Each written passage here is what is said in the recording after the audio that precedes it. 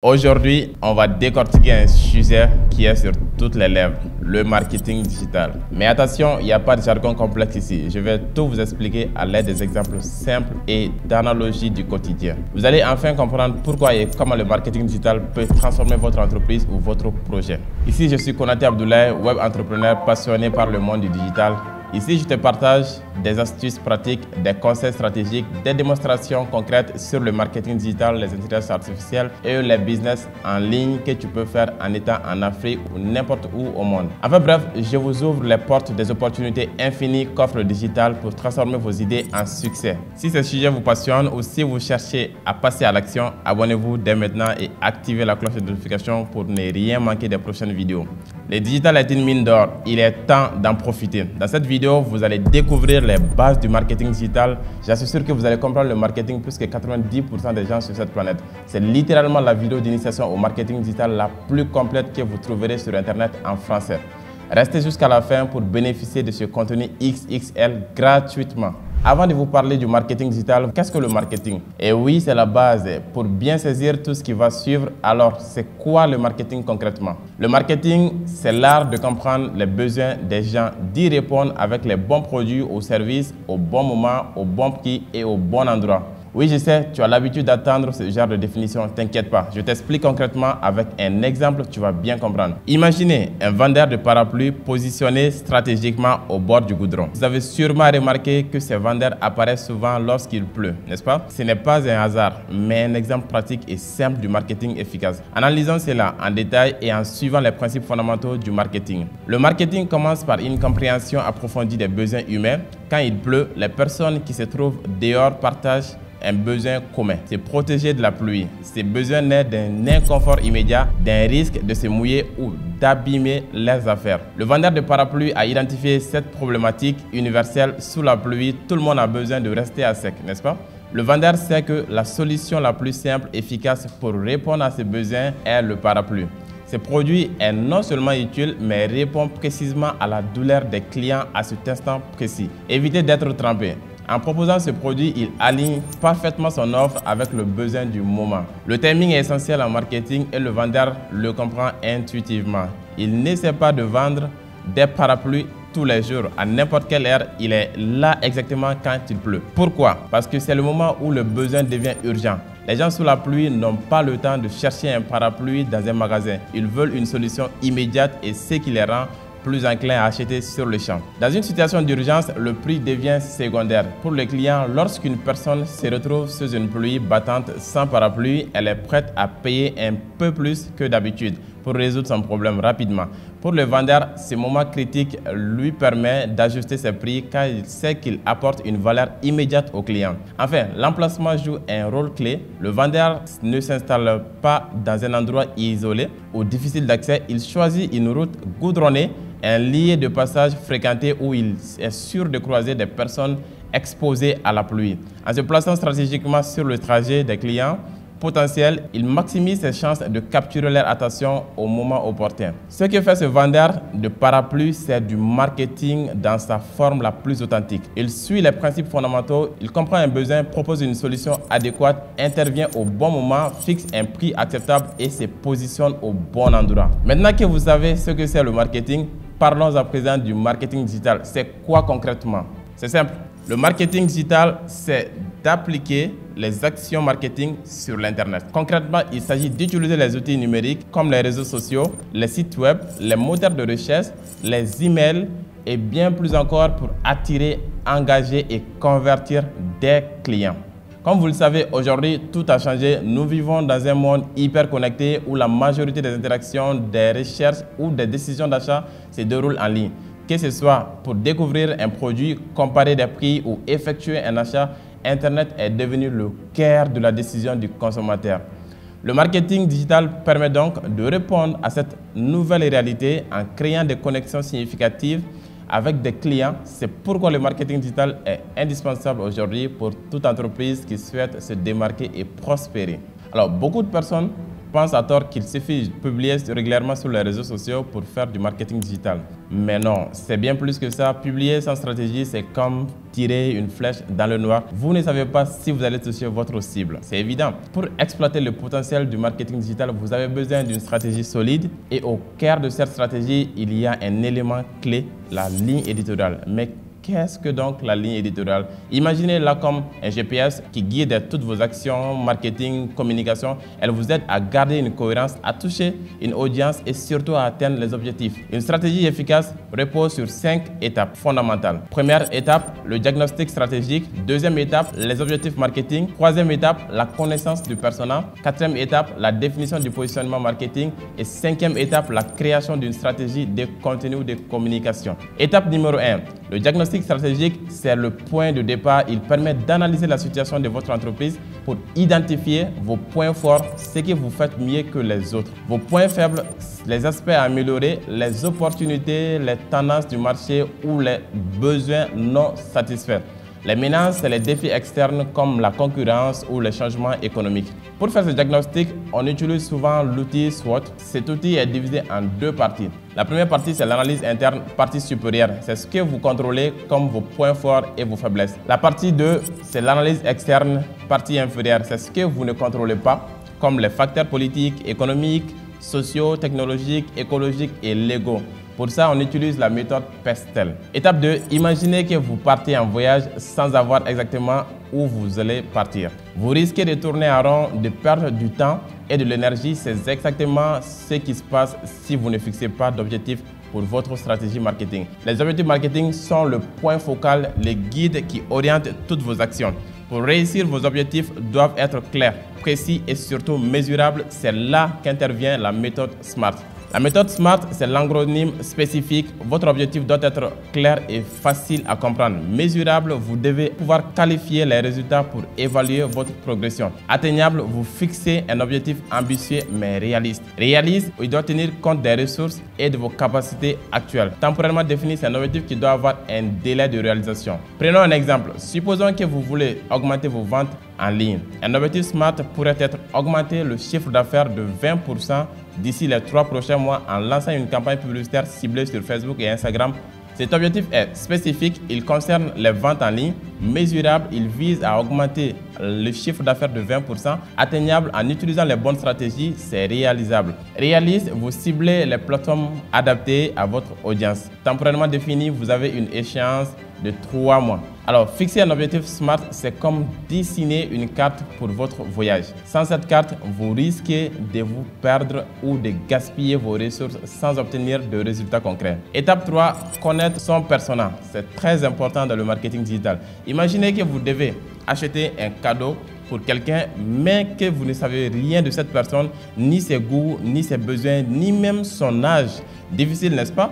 C'est exactement ce qui arrive quand vous essayez de vendre sans connaître votre client idéal. Le buyer persona, c'est votre guide pour éviter ce genre de situation. Le buyer persona, c'est une représentation fictive mais précise de votre client idéal.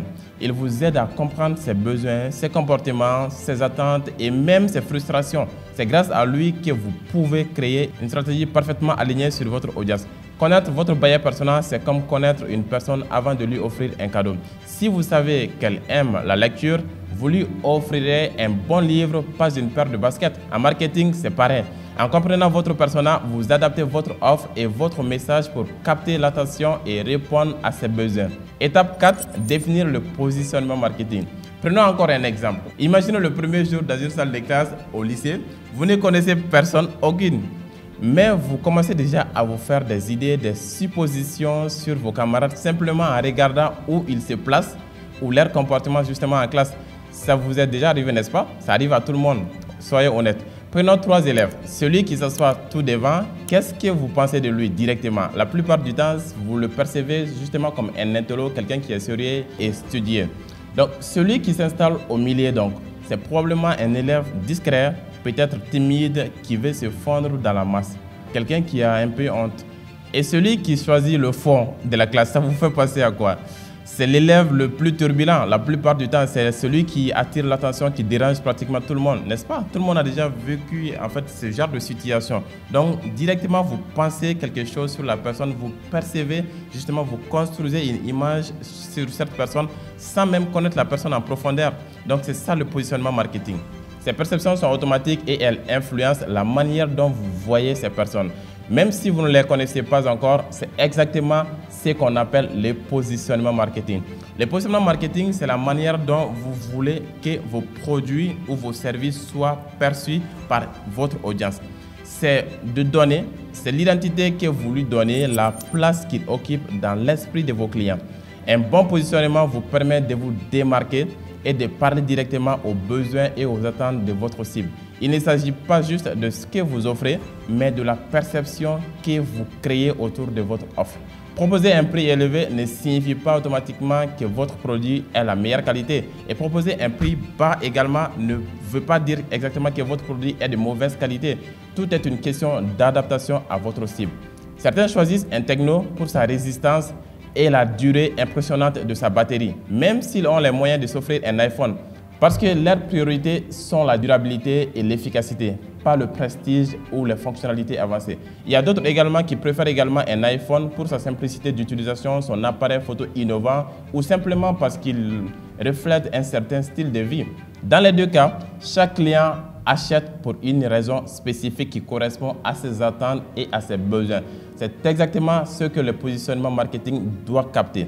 Et la cinquième étape, définir la stratégie de communication avec toutes les informations collectées. Il est temps de passer à l'action. Communiquer. La majeure partie des entrepreneurs font cette erreur. Ils commencent la communication sans pour autant définir ces 4 premières étapes. C'est très dangereux pour vous et vous n'allez certainement pas loin avec ce genre de stratégie. Vous commencez à la première étape, deuxième étape, troisième étape, quatrième étape. C'est à la cinquième étape maintenant que vous commencez tout simplement à communiquer. Sans ça, la stratégie ne sera pas efficace et impactante. Pour que votre communication soit réellement efficace, vous devez structurer vos efforts autour d'une stratégie claire. En marketing digital, il existe 2 approches principales, l'inbound marketing et l'outbound marketing. L'outbound marketing consiste à aller directement vers le client pour lui présenter vos produits ou vos services. Par exemple, les publicités sur les réseaux sociaux. Donc, c'est une méthode rapide pour générer des prospects, mais le coût est élevé et les résultats s'arrêtent une fois que vous stoppez la publicité. Contrairement à l'outbound marketing, l'inbound marketing se repose sur la création de contenu qui répondent aux besoins de votre audience. Cela attire vos prospects vers votre marque de manière naturelle. C'est une méthode économique et efficace à long terme, mais ça demande beaucoup de patience et une stratégie bien pensée. C'est cette approche que nous allons privilégier car elle bâtit une relation durable avec vos prospects. L'inbound marketing suit un processus en 4 étapes. Ces 4 étapes correspondent aux besoins et attentes des prospects tout au long de leur parcours d'achat. Entre parenthèses, qu'est-ce que vous savez du parcours client? Est-ce que vous avez déjà entendu parler de ce nom? Le parcours d'achat ou buyer journey est le cheminement suivi par le client avant de prendre une décision d'achat. Il se divise en 3 grandes phases. La prise de conscience, la réflexion et la décision. Prise de conscience, c'est lorsque le prospect prend conscience d'un problème et il commence à se poser des questions pour identifier le type de problème. La réflexion, c'est lorsque le prospect identifie son problème, il commence à se poser des questions sur comment trouver la solution, sur comment solutionner ce problème. Et la dernière phase, c'est lorsque le prospect se décide enfin de choisir une solution. Parce qu'avec plusieurs informations collectées sur le marché, plusieurs solutions proposées, il va essayer maintenant de peser les pour et les contre, d'analyser les différentes solutions proposées et de choisir la proposition tout simplement qui lui convienne, qui est adaptée à sa situation. Et c'est ces 3 phases qui correspondent à la réflexion d'achat du parcours d'achat. Et donc, les 4 étapes de votre stratégie d'inbound marketing doivent permettre de répondre à toutes ces questions posées par le prospect lors de ce parcours d'achat. Premier niveau, awareness. Le prospect prend conscience qu'il a un problème ou un besoin spécifique. Votre mission ici, c'est de lui offrir des réponses claires pour qu'il puisse comprendre tout simplement son problème. Deuxième niveau, ça correspond à la considération. Le prospect explore les solutions potentielles à son problème. Votre mission ici, c'est de montrer que votre produit ou service est une solution pertinente. Le troisième niveau, c'est la partie de décision, là où le prospect décide d'acheter. Mais votre objectif ici, c'est de proposer, de lui convaincre que c'est vous qui proposez la meilleure solution qui est adaptée à sa situation. Et le quatrième niveau, ça correspond à la partie de fidélisation. Soyons honnêtes, hein, aucun client ne vient chez vous en espérant en fait revenir encore pour le même problème. Donc, alors que ça, c'est une étape qui est très bien alignée aux stratégies d'inbound marketing qui est du côté de l'entreprise, mais pas du côté du prospect. C'est-à-dire le prospect ne pense pas qu'il va revenir, mais l'entreprise doit penser que le prospect doit revenir. Parce qu'on a dit en marketing digital, convertir un client 2 fois est moins cher que d'aller à la rencontre d'un inconnu. Ça prend déjà beaucoup de temps et c'est coûteux encore. Donc, ne laissez jamais un client partir. Essayez à chaque fois de fidéliser vos clients. Et donc, ce quatrième niveau, ça va vous permettre tout simplement de transformer un client déjà satisfait en un ambassadeur. Et votre mission, ça sera d'offrir vraiment une expérience continue et personnalisée, voilà, à cette personne pour qu'il puisse revenir ou sinon devenir ambassadeur afin qu'il puisse recommander tout simplement vos produits ou services à quelqu'un d'autre. La stratégie d'inbound repose sur une autre chose qui est très importante, le content marketing. C'est le cœur même de cette stratégie. Le content marketing, c'est de la création de contenu, images, vidéos, audio et texte adapté à chaque étape du parcours d'achat du client. C'est-à-dire à travers les différentes questions que le prospect se pose, c'est ces contenus-là que vous devez créer pour répondre à ces différentes problématiques, à ces différentes questions posées par le prospect. Et voilà, maintenant vous connaissez la base du marketing digital. Ceci n'est qu'une initiation, un premier pas pour devenir expert en la matière. Si vous voulez aller plus loin et maîtriser tous ces concepts en profondeur, j'ai créé une formation ultra complète pour vous. Il vous suffit de cliquer sur le lien dans la description pour découvrir toutes les informations et commencer votre transformation digitale dès maintenant. Si vous avez aimé cette vidéo, n'hésitez pas à liker, à commenter si vous avez des questions bien sûr et surtout à vous abonner pour recevoir des prochaines vidéos qui vous apporteront encore beaucoup plus de valeur dans le domaine du digital, que ce soit le marketing digital, les intelligences artificielles ou les idées de business en ligne que vous pouvez faire depuis le confort de votre fauteuil. On se dit à la prochaine vidéo. Ciao!